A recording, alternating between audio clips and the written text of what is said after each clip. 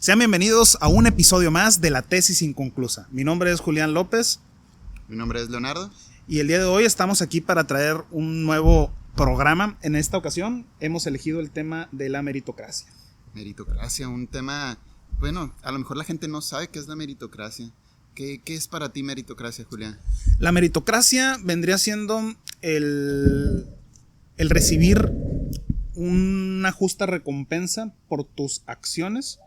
Y en este caso es una sociedad que premia el mérito. Cuando hablamos de que normalmente se premian las acciones positivas que uno hace, pues hablamos de que existe una justa retribución de tus actividades y por lo tanto hay una meritocracia. Vendría siendo una estructura en donde todo mundo trata de hacer mejor las cosas para que le vaya mejor. Ok, sería como un modelo donde se busca la equidad, la justicia y se te recompense en base a eso. Es un discurso moral. Pero realmente existe esto de justicia, que sea justo. Es que ahí tenemos que replantearnos toda la cuestión filosófica, ¿no? Primero tenemos que irnos a don Aristóteles y Platón. Y don Platón, y pues estos señores ya están planteando desde la época griega la noción de qué gobierno, qué persona debe gobernar. De hecho, Platón menciona que deberíamos tener el gobierno de los mejores, ¿no? Un gobierno de las personas que han alcanzado cierto mérito. Cuando Platón plantea su sociedad idílica en el libro de la República, él plantea que deberían existir existen tres clases de personas: los filósofos, los militares y los artesanos o campesinos. Entonces él decía que en la sociedad perfecta las personas debían ser elegidas según sus habilidades. De pequeños no debía educarlo de la familia, sino debía educarlos el Estado. El Estado iba a decidir qué persona tenía capacidad para qué cosa y los iba a colocar y les iba a educar en esa cuestión. Las personas que tenían habilidades de violencia, que tenían este impulso y buena constitución física, pues iban a ser militares. Las personas que tenían habilidades, destrezas con las manos para la construcción, para la realización de cosas, iban a ser campesinos y artesanos.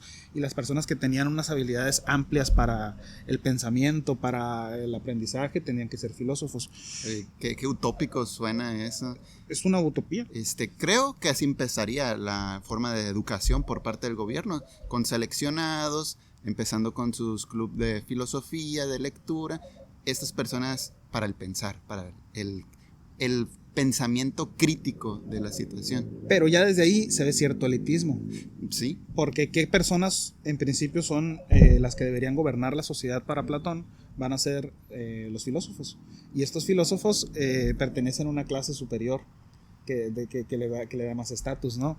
Ellos serían los que deberían gobernar.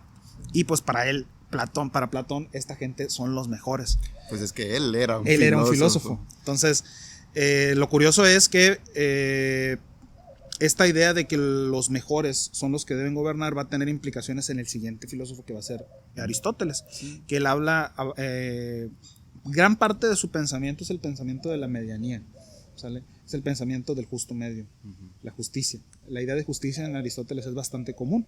Él habla de que es importante en todas las acciones llegar al justo medio. La virtud para Aristóteles era importantísima. Él habla, por ejemplo, que el sentido de la vida o lo que teníamos que buscar era un concepto llamado eudaimonía, que lo podemos traducir como felicidad, pero no era una felicidad entendida como estar feliz todo el tiempo, estar contento. No era la felicidad entendida como estar alegre, ni la felicidad entendida como estar sintiendo placer como los hedonistas. Para él la eudaimonía era la virtud, y la virtud era un constante esfuerzo por ser mejor y por perfeccionar todas tus potencialidades. Sería como la autorrealización, como la pirámide de Abraham Maslow. Buscando, ya llegando al punto máximo de la autorrealización, porque ya pasaste los demás, pero de nuevo, algo elitista, algo que no cualquiera podía llegar a conseguir.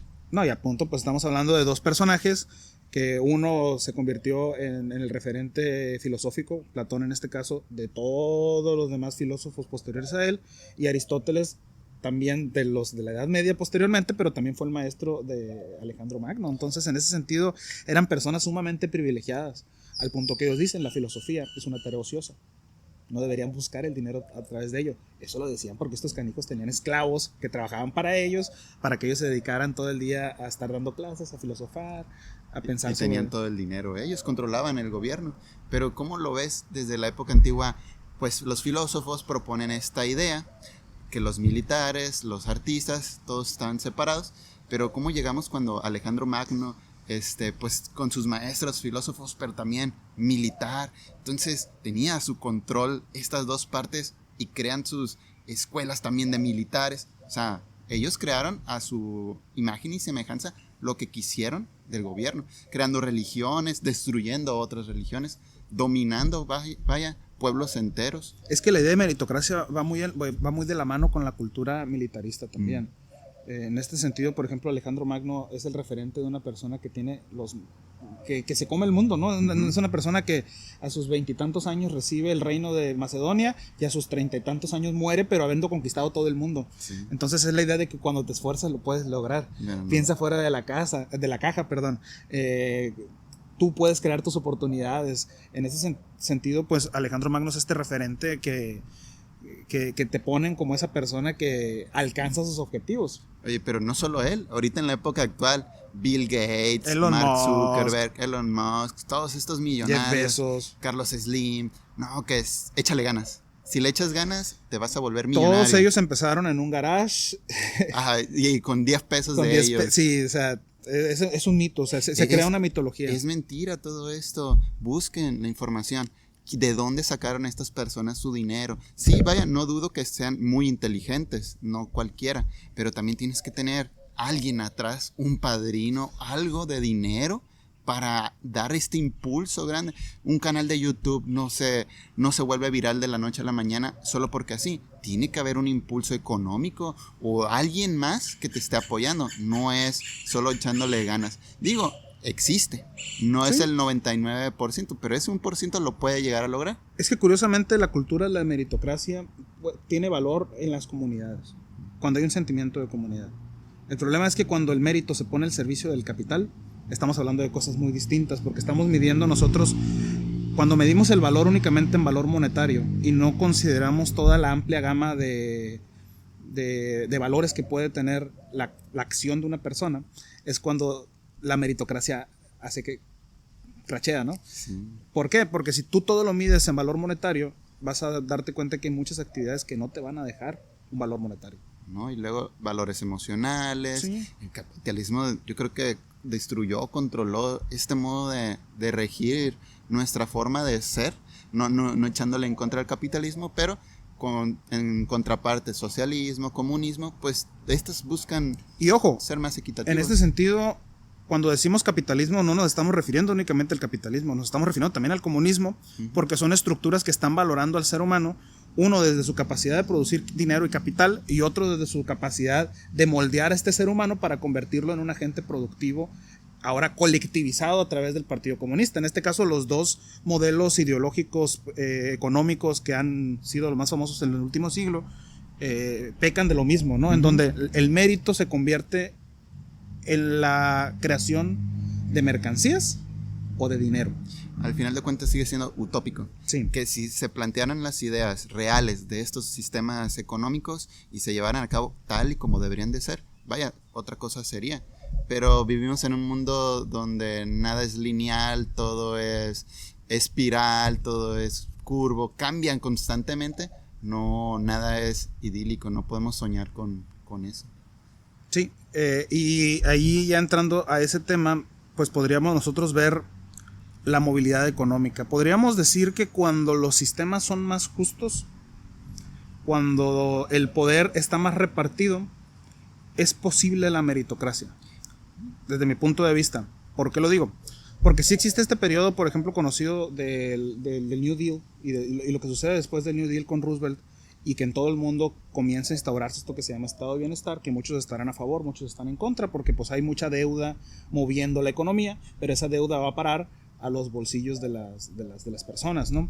Nosotros vemos cómo hubo una gran movilidad social en ese periodo, después de los 30, 40, en todo el mundo prácticamente surge una clase media consumidora, y ese proceso sigue más o menos hasta los 60, hasta que se desgasta, y ya 70, 80 estamos migrando a un modelo neoliberal, un modelo donde ya no se alimenta ese estado de bienestar, sino más bien se desmantelan las empresas públicas en casi todo el mundo y pues se privatizan los procesos de producción. Ahí yo pienso que es cuando comienza hasta cierto punto la meritocracia a toparse con pared. Porque si estamos midiendo como mérito, como único mérito, la capacidad de producir, cada vez los medios de producción están en menos manos.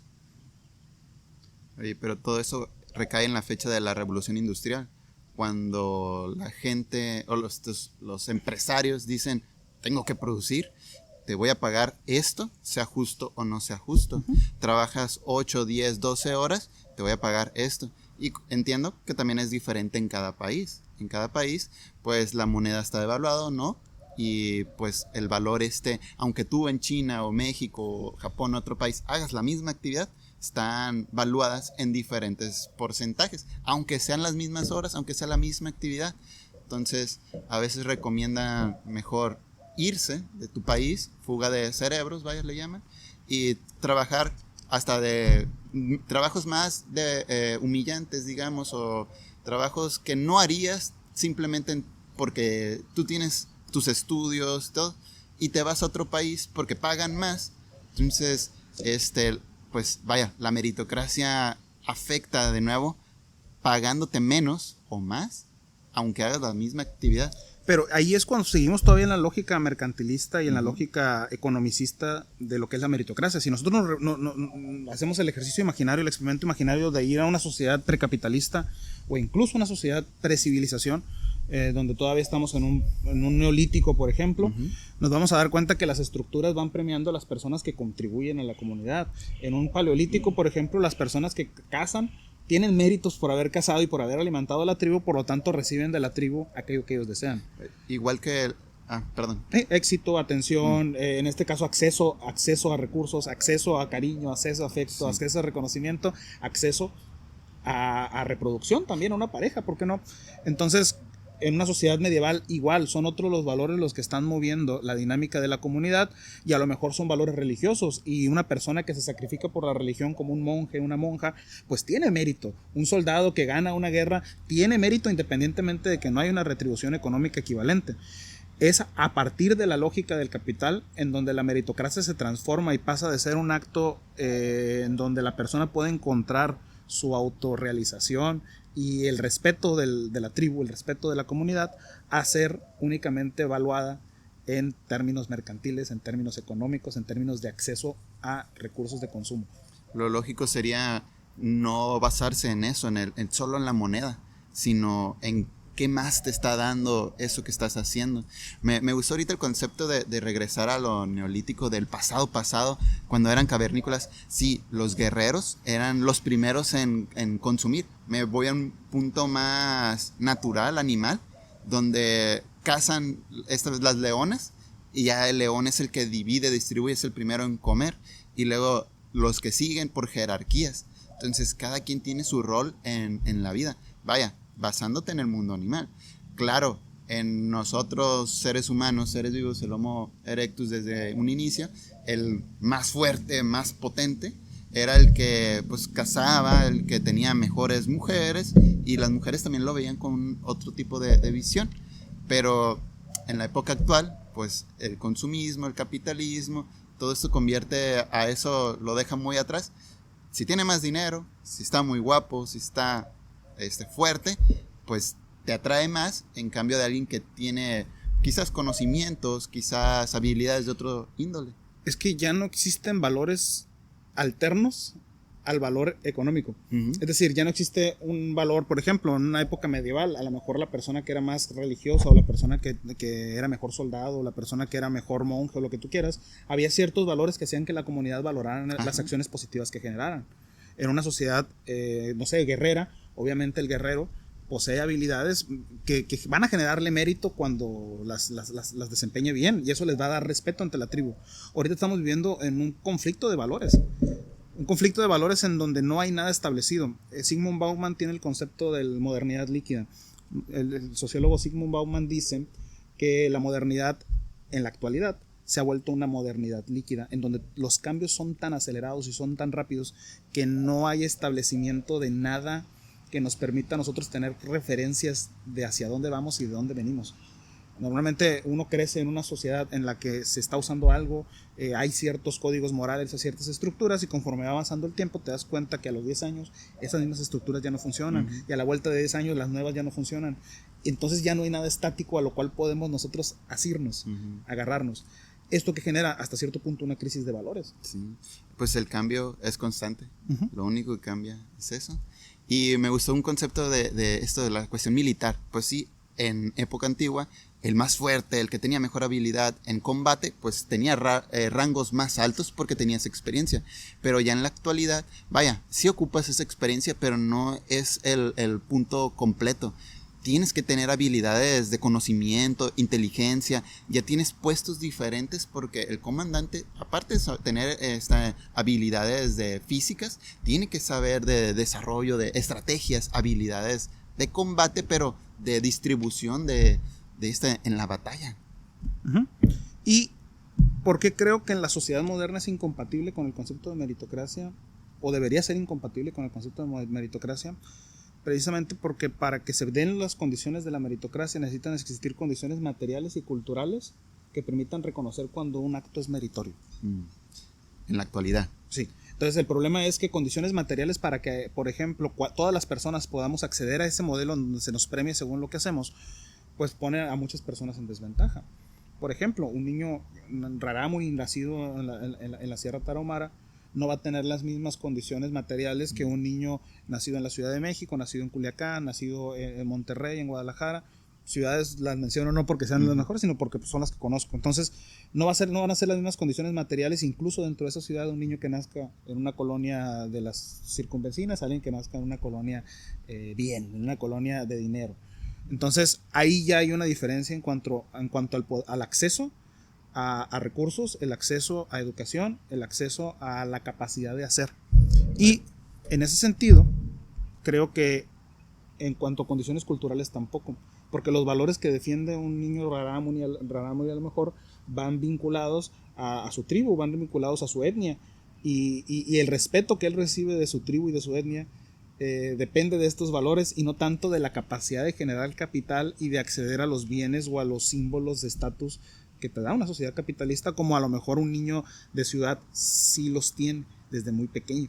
Entonces, en ese sentido, ya hay una incompatibilidad fuerte de la meritocracia en un modelo de sociedad moderno, porque estamos hablando de que el mérito no es igual para todos. En ese sentido, me gusta mucho el punto del privilegio, porque, como dices, desde tribus hasta alguien que vive en ciudad, los privilegios son diferentes.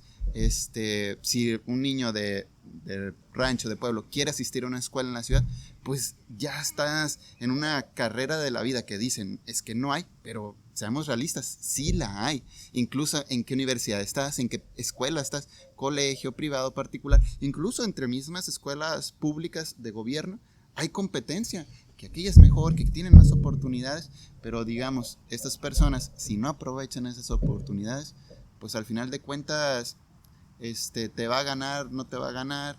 Entonces, aunque tengas las oportunidades, hay que saber aprovecharlas, seas quien seas. Y puede haber personas que digan, es que yo sí lo logré.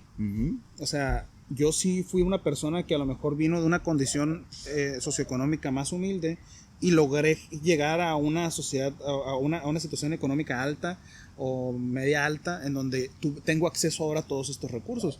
Y pues al final de cuentas ese tipo de discursos no niega la regla, la comprueba. O sea, eres una excepción a la regla cuando logras en ocasiones superar todos esos obstáculos. Y creo que eso es lo fantástico de estas historias y es lo que vuelve fantástica la meritocracia, que es como si fuese una aventura épica. Es como si fueses el camino del héroe en el que una persona empieza su desarrollo y termina convirtiéndose en un ser superior o un ser supremo. Y eso te lleva a pensar que todos dentro de la historia son el héroe, cuando el héroe son 2 o 3 personas. No más. Los protagonistas en una historia son 2 o 3 personas que logran superar toda la situación. Entonces, el tomar la autorreferencia de la propia historia como el fundamento para decir que la meritocracia debería ser una ley aplicable a todos, pecaría quizá de ser... pecaría, o sea, no siento que podría aportar una verdad objetiva al fenómeno de la meritocracia, ¿no?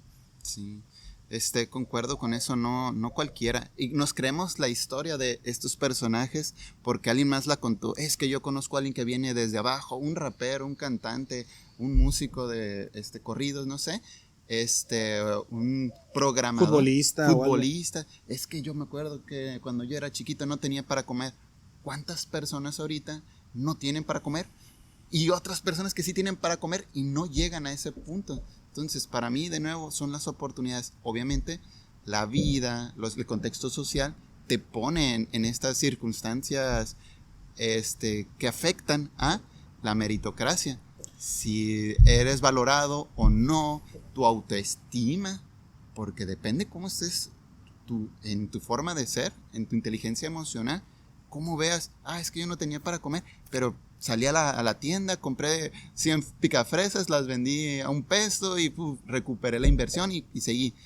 Hay personas e historias que vemos en estas personas que se vuelven virales por contar su historia, pero no sabemos su contexto. Es algo interesante que deberíamos de estudiar estas personas por dentro, cómo se desenvuelven, cómo son sus procesos mentales para salir adelante. Aparte, yo creo que también la meritocracia se convierte en una especie de arma arrojadiza del sistema. Es decir, se convierte en un ejercicio de control por parte del sistema, ya que lo pone como el objetivo principal de la vida, el lograr los méritos suficientes. Entonces, al final, la misma meritocracia tiende a repetir las estructuras del sistema y a hacer que las desigualdades sigan existiendo y sigan replicándose en las dinámicas sociales. ¿Por qué? Porque al momento de que tú sales a la calle, juzgas la pobreza, juzgas las situaciones de desigualdad, juzgas las propias injusticias, y al estar pensando en esquemas meritocráticos dices, pues por algo le habrá pasado, ¿sale? Por algo no tendrá recursos, por algo se quedó sin trabajo. Pero ahorita creo que ya hay muchas personas que tienen oportunidades para sobresalir. La tecnología te da esas oportunidades de leer, de investigar, de comunicarte. Hay carreras ya en línea, maestrías, bueno, no sé si doctorados, no he visto, pero maestrías sí en línea. Imagino que debe haber doctorados. Digo, no tendrán para muchos el mismo valor, pero siguen siendo procesos educativos de alto nivel. Llegamos a un punto en el que ya puedes tener este nivel de preparación que te pone a un nivel, vaya, no a alguien con un privilegio muy alto, porque estas personas, pues, ya tendrían de cierta forma la vida resuelta, pero ya alguien que puede decir que vengo desde abajo a cierto nivel, puede superarse a sí mismo, superar a muchas personas más, pero siento que hay muchas oportunidades en esta época actual más que antes. Obviamente antes también había, pero menos y menos distribuidas. Quizá antes la ventaja que había es que aquellas personas que se atrevían a hacerlo, al haber tan pocas todavía oportunidades, tan pocas opciones de desarrollo, cuando tú creabas un nicho prácticamente triunfabas. El único. Entonces, al haber tan pocas personas que accedían, por ejemplo, a estudios de universidad, encontrabas un trabajo, y al encontrar un trabajo mejor pagado, pues subías de clase social. Ahorita está tan sobresaturado el mercado laboral, está tan sobresaturado el mercado del trabajo, que pues no hacen falta tantos programadores, sí. No hacen falta tantos maestros, y la gran cantidad que habemos nos terminamos peleando por el mismo puesto. Entonces es más difícil crear una carrera. En la actualidad. Otro fenómeno que me parece importante sobre este mito, porque para mí es un mito de la meritocracia, es que solemos pensar que la gente rica está ahí porque se lo merece. Uh-huh. Cuando nosotros tenemos, pues si nosotros hacemos un análisis de las personas más ricas del mundo, multimillonarios, nos vamos a dar cuenta que la gran mayoría de las personas que están en esa lista heredaron su riqueza. Hay una noticia que te quiero leer. Espera, antes de la noticia, yo quisiera poner en perspectiva eso al final de cuentas el dinero creo que está distribuido en, creo que el 5, el 10% de los más ricos de todo el mundo. Tienen el 50% creo del dinero mundial. Entonces está distribuido en pocas personas, pero ese dinero, vaya, hay países que son equitativos, se distribuyen, pero ese dinero todavía lo tienen este pequeño porcentaje de personas que debería, vaya, ser para otras personas. Entonces le estás quitando el dinero de unos para ti, para tus hijos, para tus herederos, y tú puedes vivir bien, pero al que le falta ese dinero, esa forma de distribuirlo, pues se quedan sin nada. Vaya, tú ganarás 50,000, 80,000 pesos, que era lo que decía un gobernante de un estado sí, yo ganaba esa módica cantidad de 40,000 pesos a la quincena o mensuales. Tiene un sueldito, un trabajador mío, hay trabajadores míos que tienen suelditos de 50,000 pesos. Pues, entonces, ¿cuánto ganamos nosotros? O sea, una módica cantidad. Vaya, con este gobierno actual o los que han pasado, pues sí ha aumentado un poco, pero en relación a qué? Porque los productos también se han elevado mucho. Entonces, sí, ¿a dónde vamos? La inflación nos está quitando el poder adquisitivo. ¿Cuál es el detalle? Dice la noticia. Todos los nuevos millonarios menores de 30 años tienen una cosa en común. Han heredado su fortuna. ¿Sale? Al final, dice que la primera vez en los últimos 15 años los nuevos millonarios de menos de 30 años son herederos de grandes fortunas, dejando constancia del envejecimiento que están sufriendo los creadores de las grandes fortunas, pero también poniendo el foco que aquellos emprendedores que maravillaron al mundo, pero sobre todo a los inversores, ya tienen más de 30 años y en 2004 no hay nadie que haya ocupado su lugar como joven millonario hecho a sí mismo.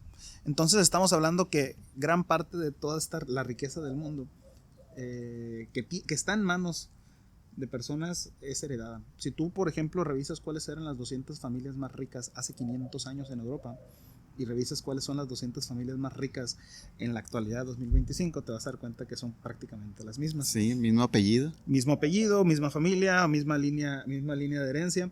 En ese sentido, cuando nosotros revisamos estos datos, nos damos cuenta de que la meritocracia es posible para algunas personas que están quizá en los espacios y contextos correctos y son el individuo correcto en la familia correcta para poder acceder a esos recursos, a esas posibilidades, a esos una triunfos, serie de factores muy, muy que importantes. se alinean ciertos planetas. Sí. Y por otro lado, estamos hablando de que hay condiciones materiales que determinan que hay personas que no pueden acceder a ese mérito, a ese triunfo.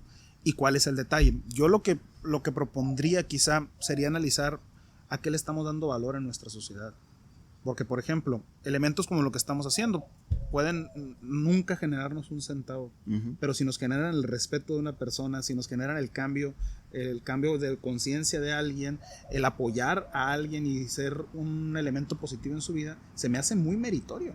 Pues yo creo que incluso para mí, yo me siento a gusto haciendo esto, conversando, platicando, tocando este punto de vista, y que los pocos seguidores que tenemos por el momento, y ojalá aumentaran, sean conscientes de esta situación de ponerse a reflexionar de ese tipo. Yo me doy por bien servido, si no genero nada, no pasa nada. Ojalá y sí, ¿no? Pero si no pasa nada, no me afecta. Entonces, para mí no es un factor determinante la cuestión monetaria en ese sentido. Pero para la sociedad, la gente sentirán, es que quieren ganar dinero, mucho dinero por eso, y ese es su objetivo, es su meta final. Pues no es un fin. Digo, eventualmente, si llega a haber, qué bueno. Si no, qué bueno también. No es el principal objetivo. Creo que el pensamiento crítico, la reflexión. Y ahí es donde volvemos al tema de la crisis de valores, ¿no? Porque cuando tú estás tomando el dinero como el fin y al ser humano como el medio, entonces la meritocracia se convierte en una justificación para poder seguir tratando al ser humano como el medio, ya que el fin sigue siendo el dinero. El mérito es el acceso al recurso, el mérito es el acceso al consumo en la sociedad contemporánea. Entonces, fin justifica los medios. Estamos cayendo en una crisis de una trivialización de las relaciones humanas, una banalización de las relaciones humanas, y eso es bien, bien peligroso.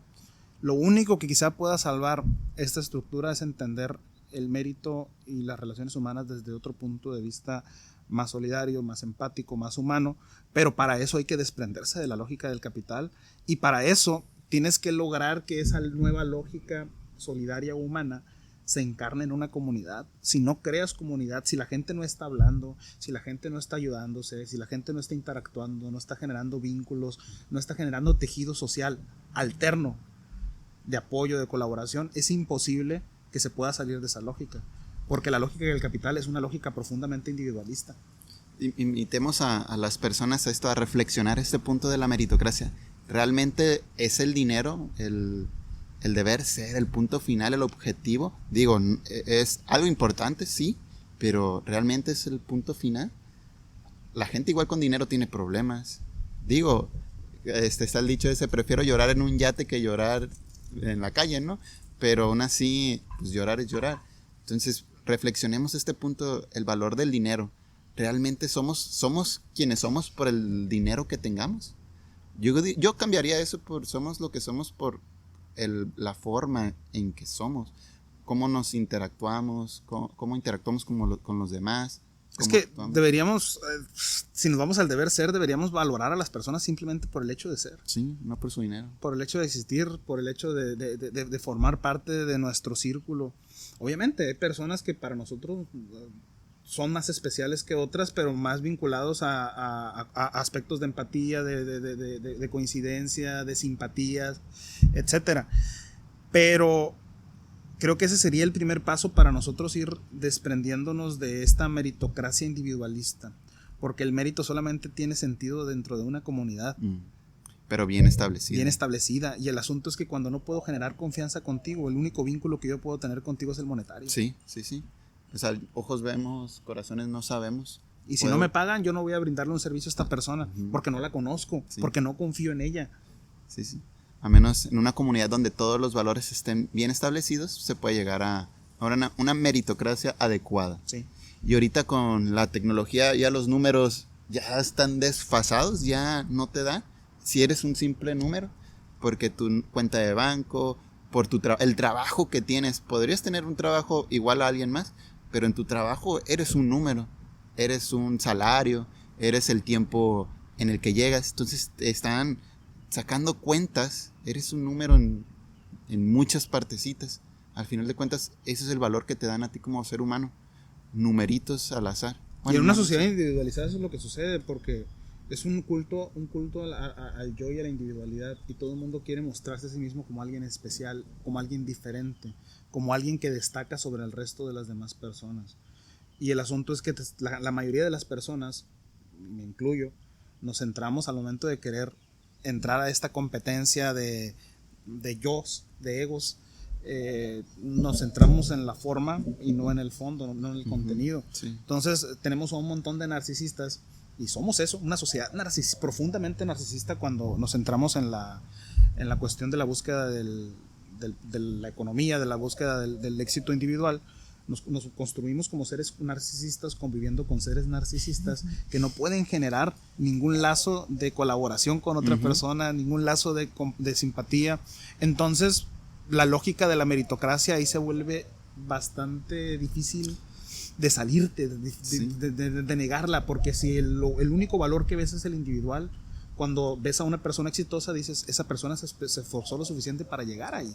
Pues están los dos vínculos, o las dos partes de se esforzó mucho y lo logró, o no, le regalaron, le heredaron. Pero al final de cuentas triunfó. Sí. Entonces la persona que triunfó puede decir lo que sea para justificarlo, y muy probablemente va a decir que se lo debe a sí mismo, se lo debe a su trabajo, merece ese lugar que tiene en la sociedad actualmente. Podrá ser verdad, podrá ser mentira, sin embargo, todo lo que suceda antes y después de eso no importa. Lo que importa es que estás en el espacio de estatus, en el espacio de mérito, en el espacio de riqueza.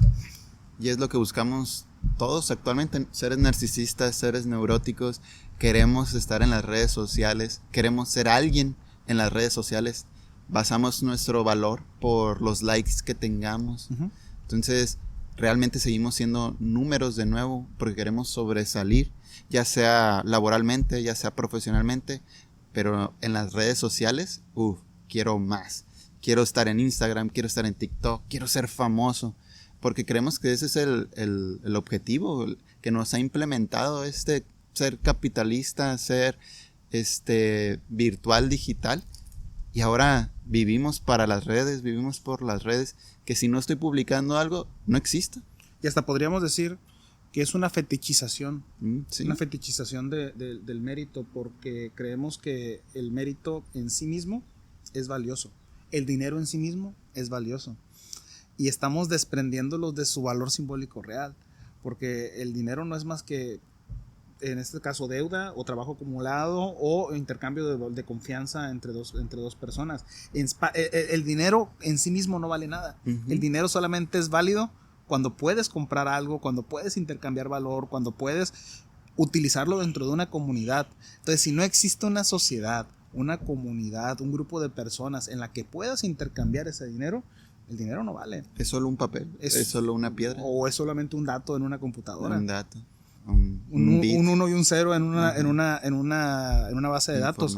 Y ahí es donde, cuando lo analizamos de esa forma, nos damos cuenta de que estamos jugando un jueguito que en la realidad objetiva, en el mundo físico, no existe. Todo es un mundo cultural en el que se mueve esta realidad. Es un mundo, el mérito se da en el lenguaje. Y todo esto de lo que hablamos, cuando realmente buscamos ser alguien, pero y si no somos eso que queremos ser, genera problemas en autoestima, genera problemas de estrés, de angustia. Es que subí una foto y no le ha dado nadie like. No, entonces, ¿qué estoy haciendo? No le gustó a nadie. Empezamos a hacernos pequeños, en ese sentido de creer que somos más y realmente pues somos humanos. El problema también de la meritocracia, como lo estás mencionando, es que te hace vivir en la expectativa y no en la realidad. Y sí, una realidad creada pero por los grandes.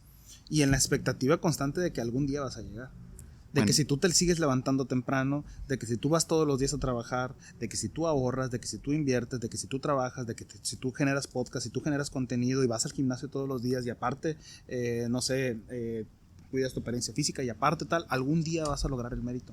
Algún día la sociedad te va a premiar todo el sacrificio que estás haciendo, cuando no necesariamente va a ser así. No, es un poco de suerte, un poco de... Y estás viviendo en la expectativa constante.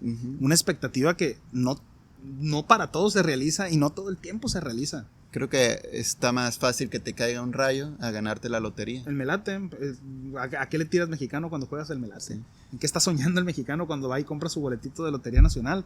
En volverse millonario. Sí. Entonces, he ahí el detalle. Se habla mucho, por ejemplo, que el problema para todo en México, el problema para todo en Latinoamérica, el problema para todo en el mundo es la educación. Si hay corrupción, ¿qué ocupamos? Más educación. Si hay problemas de violencia, más educación. Si hay problemas de pobreza, más educación. Gran parte del gasto de educación se va a pagar sueldo de maestros. Sí. Oye, pero ¿qué tipo de educación se está dando? Ese es el detalle. Entonces pareciese que aquellas personas que logran transitar todo el camino educativo desde su jardín de infantes hasta su licenciatura o maestría o doctorado, tienen garantizado el éxito. Conozco un montón de doctores, gente con su doctorado, personas valiosísimas que están ganando lo mismo que cualquier otro godín. ¿Por qué? Porque no hay espacios para que estas personas puedan desempeñar su labor de forma correcta. ¿Y qué les dice la meritocracia? No, pues es que no te estás esforzando lo suficiente. Estamos hablando de alguien que se mató 20 años estudiando cosas dificilísimas, cosas súper útiles y que aparte no consigue trabajo. Entonces, estamos hablando de que cuando decimos que el problema para todo es la educación, también hay que ver qué problemas educativos son precisamente aquellos que están generando que las personas no puedan salir de su situación de pobreza o de su situación de vulnerabilidad. Y también cuestionar profundamente la cuestión de la meritocracia, porque mientras nosotros sigamos diciendo que el problema para todo es estudia más y no estamos solucionando los problemas estructurales económicos de esas personas que van a estudiar, pues los estamos aventando al matadero, a la moledora de carne laboral de trabajos precarizados. Oye, Julián, ¿y qué podríamos hacer entonces esta situación de la meritocracia? Sé que deseándolo y pidiendo a la gente no es mucho, pero algo para mí sería como valorar más otras cosas, otros factores en igual de la moneda, pero también vivimos en un mundo capitalista, un mundo consumista, entonces no puedes idealizar algo, pero vives a favor de ello. Entonces Foucault habla mucho cuando el individuo se enfrenta a la sociedad y se generan estas relaciones de poder. La meritocracia es un discurso en torno a la acción del hombre, si es buena o es mala, es una moralización de la acción del hombre basada en la lógica del capital. Entonces, cuando el sujeto se encuentra ante estos discursos que le modelan su conducta, que le marcan un camino sobre el cual debe actuar, Foucault dice que la única alternativa son los espacios de resistencia. Espacios en donde esa lógica no valga la pena, donde esa lógica no se experimente. Entonces, debemos crear nuestros espacios de resistencia. Y me da mucha tristeza decir que esta es la solución, porque es precisamente ahorita lo que se vuelve más difícil. Cada vez las personas hablan menos con las personas, cada vez la interacción se ha vuelto más virtual y digital y por lo tanto individualizada.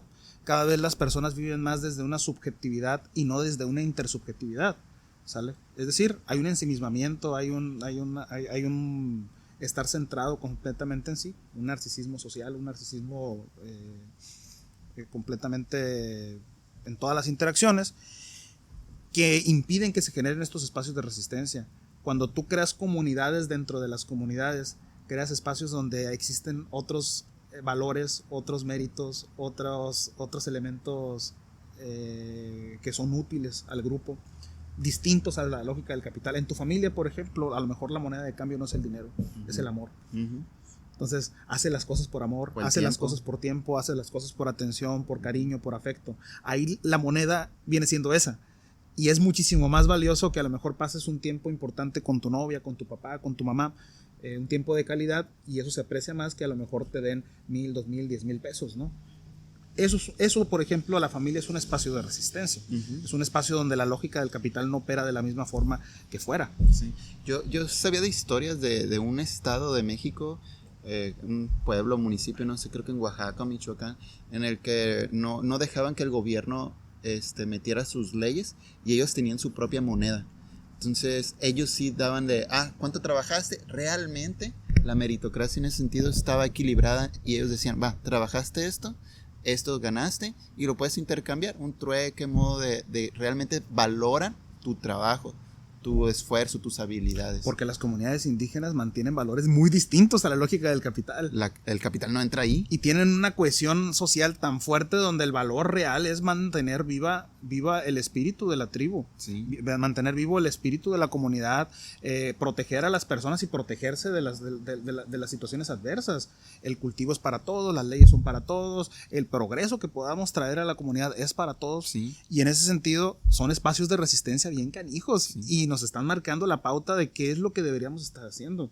Las universidades, aquí estamos en la universidad es el espacio de resistencia por autonomacia, donde la lógica, en principio la lógica del capital no es la moneda de intercambio, sino la moneda de intercambio es el conocimiento, sale el aprendizaje. Y en ese sentido uno se da cuenta, cuando estás en la universidad hay una democratización bien machín del estatus. Es decir, personas que a lo mejor fuera de la universidad son alguien, dentro de la universidad pues ahora tienen que medirse con personas que a lo mejor están compitiendo intelectualmente con ellos. En ese sentido, es un espacio de resistencia.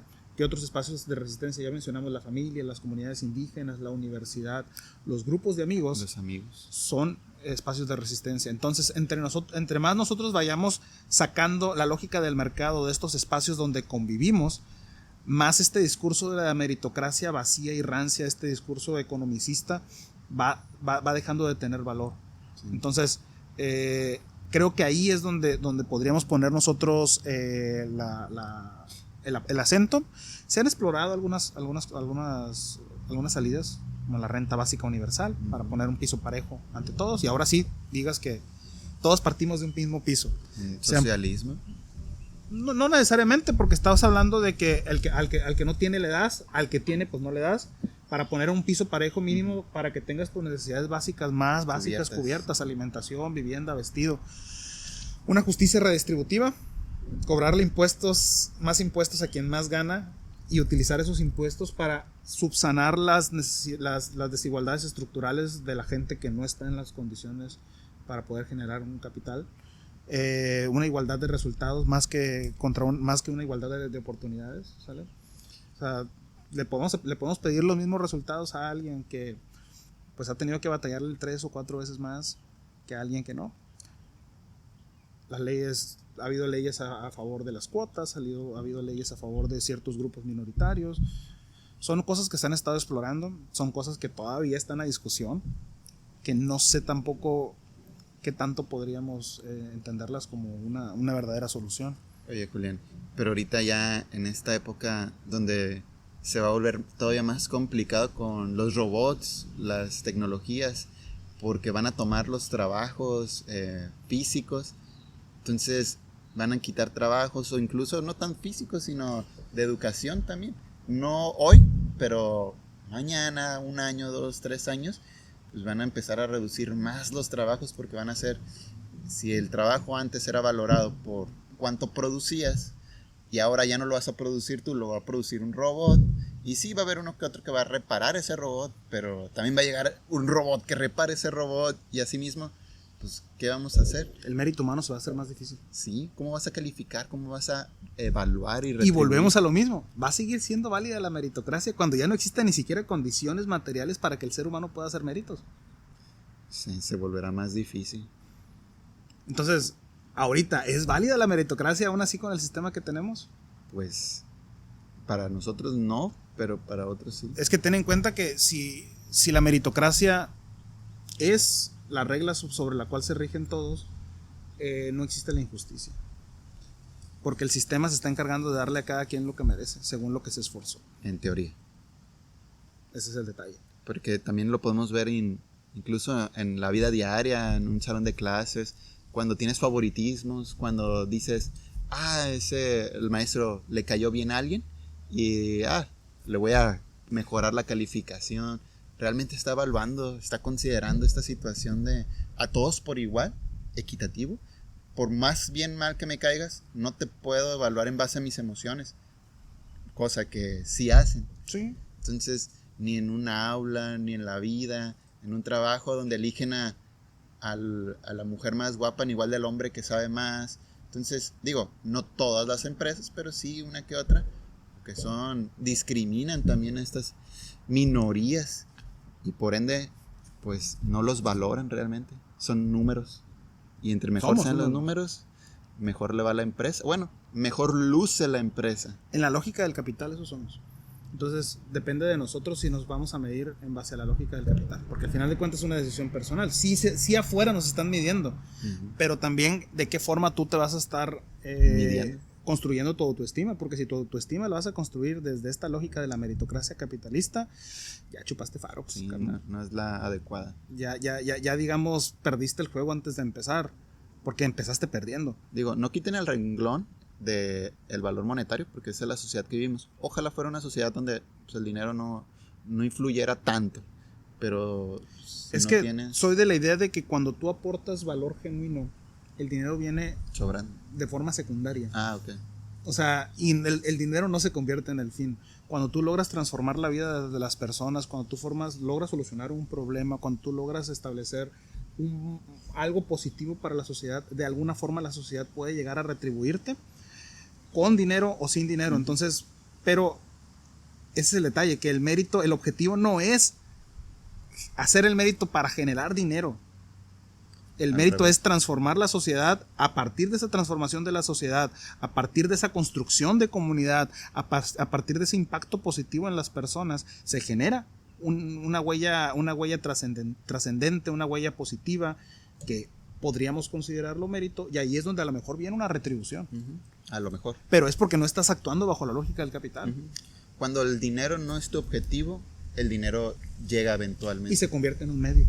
Se vuelve en un medio. No es el objetivo, es un medio. Porque el fin sigue siendo transformar la sociedad, sigue siendo mejorar la vida de las personas, sigue siendo crear comunidades más unidas, más estables, más libres.